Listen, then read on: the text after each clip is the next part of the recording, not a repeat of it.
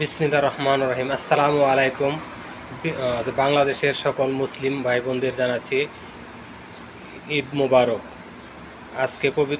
আজকে সৌদি আরবে পবিত্র ঈদুল ফিতর উদযাপিত হলো। তাই যে সকল বাঙালি ভাই বোনেরা বিশ্বের বিভিন্ন দেশে আছেন এবং মধ্যপ্রাচ্য মিডল ইস্টে আছেন, সকল মুসলিম ভাই বোনদের জানাচ্ছি ঈদ মোবারক, ঈদ মোবারক, ঈদ মোবারক।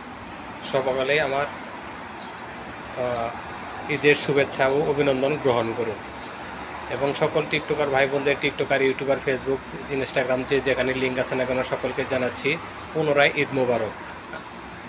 আজকে আমি কথা বলতে চাচ্ছি বাংলাদেশের সকল মুসলিম যারা বাংলাদেশের ভিতরে এবং বিশ্বের বিভিন্ন দেশে আছেন তাদের উদ্দেশ্যে। আসলে আমাদের বাংলাদেশের যে সকল মুসলিম ভাই বোনেরা আছে, আসলে মূলত এরা ইসলাম প্রতিবন্ধী। কারণ বাংলাদেশে প্রায় 90% লোক মুসলমান, তাদের ধর্ম হচ্ছে ইসলাম। সুতরাং প্রত্যেকটি নর নারী মুসলিম ভাই বোনকেই ইসলাম মানা দরকার, ইসলামী আইন মেনে চলা উচিত। কিন্তু আসলে দুঃখের সাথে বলতে হচ্ছে যে আমাদের বাংলাদেশের সকল মুসলিম ভাই বোনেরাই ইসলাম প্রতিবন্ধী। কারণ একটা প্রতিবন্ধী লোকের একটি একটি হাত আছে, যেমন তার হাতটা কোনো কাজে আসে না। একটি পাও আছে, সেই পাও দিয়ে সঠিকভাবে হাঁটাচলা করতে পারে না, হাত দিয়ে সঠিকভাবে কাজকর্ম করতে পারে না। বিবেক আছে, বিবেক দিয়েও সঠিকভাবে বিচার বিশ্লেষণ করে চলতে পারে না। তদ্রূপ ইসলাম প্রতিবন্ধী ভাই বোনেরা কোরআনের আইন মানতে চায় না, কোরআন হাদিস ঠিকভাবে অনুধাবন করতে পারে না। কারণ এরা হলো প্রতিবন্ধী দিয়ে যেমন কোনো কাজ সঠিকভাবে সম্ভব নয়, তদ্রূপ ইসলাম প্রতিবন্ধী মুসলমান দিয়ে ইসলামের কল্যাণ সাধন করা সম্ভব নয়।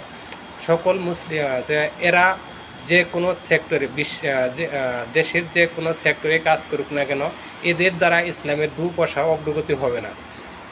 সুতরাং এরা হলো ইসলাম প্রতিবন্ধী মানুষ যেমন সমাজের বোঝা, তদ্রূপ ইসলাম প্রতিবন্ধী মানুষও ইসলামের শত্রু বা ইসলামের বোঝা।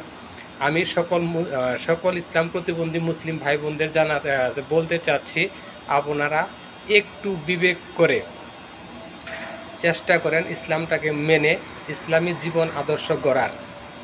যেহেতু আমরা মুসলিম হিসাবে আমাদের একটি দায়িত্ব আছে ইসলামকে মানার, জানার এবং ইসলামী আইন শাসন, ইসলামী ব্যবস্থায় জীবন গড়ার।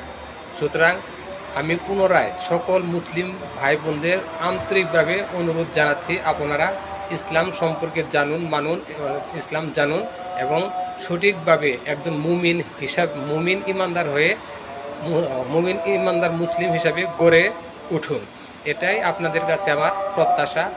আর বেশি কিছু বলে আপনাদের মনে আর কষ্ট দিতে চাই না, আপনাদের মূল্যবান সময় নষ্ট করতে চাই না। সকলকে পুনরায় ঈদ মোবারক জানাচ্ছি।